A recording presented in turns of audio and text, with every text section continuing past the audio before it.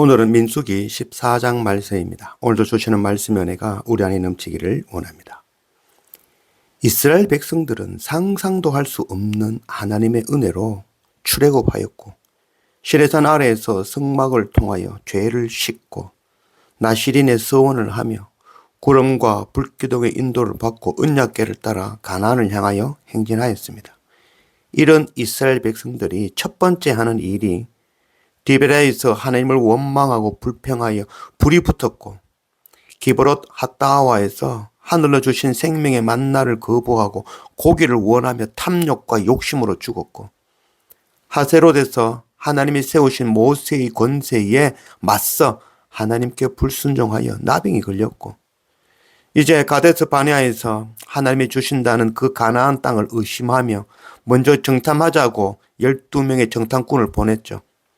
가나안을 정탐하고 그중에 10명이 가나안은 젖과 꿀이 흐르는 땅은 맞지만 점령하는 것은 불가능하다는 거죠. 애굽으로 돌아가자며 불신앙의 모습을 보였습니다. 그들이 말하고 판단하는 그 어디에도 하나님의 약속은 보이지 않았습니다. 예배드리고 기도하며 하나님의 일을 한다고 하지만 여전히 완악한 우리의 모습이죠. 하나님의 불을 원합니다. 하나님 임하시어 우리 안에 하나님 아닌 것이 모두 불타고 세상의 것이 전부 무너지고 광야에서 모두 죽고 주님으로 다시 살기를 원합니다. 1절 온 회중이 소리를 높여 부르짖으며 백성이 밤새도록 통곡하였더라.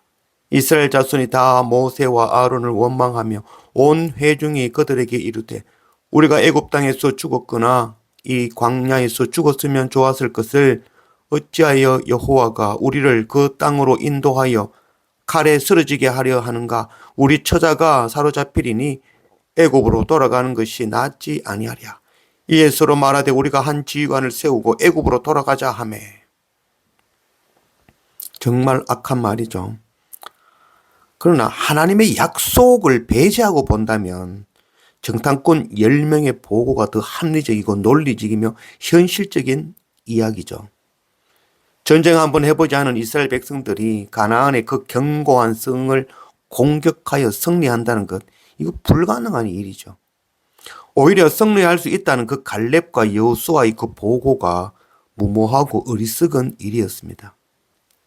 하나님의 약속을 빼고 본다면 그렇다는 거죠. 이스라엘 백성들은 모세를 대신하여 다른 지휘관을 세워 애굽으로 돌아가기를 원하였습니다. 하나님의 약속을 잊어버리면 끝입니다. 하나님의 나라는 그냥 얻어지는 것이 결코 아니죠. 피 흘리는 전쟁이 아니면 결코 얻지 못할 것입니다. 5절 모세와 아론이 이스라엘 자손의 온 회중 앞에서 엎드린지라. 방법은 하나밖에 없죠. 모세와 아론이 이스라엘 온 회중들 앞에서 얼굴을 땅에 대고 하나님을 향하여 하나님 앞에 엎드린 것이죠. 해결 방법은 하나님께 엎드리는 것입니다. 10절 온 회중이 그들을 돌로 치려 하는데 그때에 여호와의 영광이 회막에서 이스라엘 모든 자손에게 나타나시니라. 여호와께서 모세에게 이르시되 이 백성이 어느 때까지 나를 멸시하겠느냐. 내가 그들 중에 많은 이적을 행하였으나 어느 때까지 나를 믿지 않겠느냐. 내가 전염병으로 그들을 쳐서 멸하고 네게 그들보다 크고 강한 나라를 이루게 하리라. 킹 제임스 번역으로 민수기 14장 12절 말씀에 내가 역병으로 그들을 쳐서 그들의 상속권을 박탈하고 모세 너로부터 그들보다 더 크고 강한 민족을 만들리라 하시니라. 백성들은 돌을 들어 여호수아와 갈렙과 모세와 아론을 쳐 죽이려 하였다는 것이죠. 그때 하나님의 영광이 회막에 나타나시며 온 이스라엘 백성들 앞에 나타나셨습니다. 하나님은 불평과 불순종과 불신앙으로 가득한 그 이스라엘 백성들을 전염병으로 멸해버리고 그래서 하나님 나라의 그 상속권을 박탈해버리고 아브라함을 통하여 민족을 이루었듯이 다시 모세를 통하여 새로운 민족, 새로운 나라를 만들겠다라고 말씀하고 있는 것이죠. 에스겔 18장 23절 주 여호와의 말씀이니라. 내가 어찌 악인이 죽는 것을 조금인들 기뻐하려 그가 돌이켜 그 길에서 떠나 사는 것을 어찌 기뻐하지 아니하겠느냐. 하나님은 상속권을 박탈하는 분이 아니시죠. 우리가 하나님의 상속권을 포기하고 땅을 선택하는 겁니다. 하늘의 기업을 담보로 땅의 것을 사는 어리석은 자들인 것입니다. 63절 내가 그들의 조상들에게 맹세한 땅을 결코 보지 못할 것이요 또 나를 멸시하는 사람은 한 사람도 그것을 보지 못하리라. 그러나 내 종 갈렙은 그 마음이 그들과 달라서 나를 온전히 따랐은즉 그가 갔던 땅으로 내가 그를 인도하여 드리리니 그의 자손이 그 땅을 차지하리라. 불순종의 결과는 광야 38년이며 여호수아와 갈렙을 제외한 모두 가나안을 보지 못하고 광야에서 죽어버렸죠. 하나님께서 가나안에 들어가지 못하게 하신 것이 결코 아니죠. 이스라엘 백성들이 거부하고 가나안에 들어가지 않고 광야를 선택하고 죽은 것입니다. 갈렙은 그 마음이 다른 사람들과 달랐다라고 말씀하고 있죠. 갈렙의 그 마음에는 하나님이 영을 지닌 것입니다.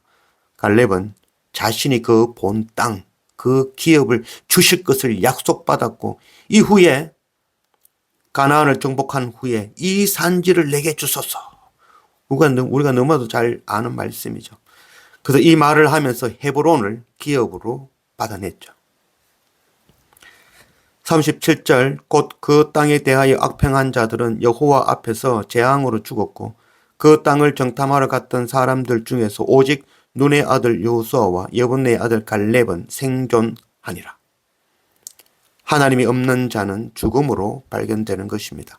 살아있다고 다 산 것이 아니죠. 그 안에 하나님의 약속이 없으면 이미 죽은 것입니다. 하나님의 불이 임하기를 원합니다. 하나님 임재하시어 우리를 흔들어 주시기를 원합니다. 우리 안에 하나님 아닌 것 모두 불타고 세상 것이 전부 무너지고 광야에서 원망과 불평과 불순종, 불신앙이 모두 불에 타버리는 그런 우리가 되기를 원합니다.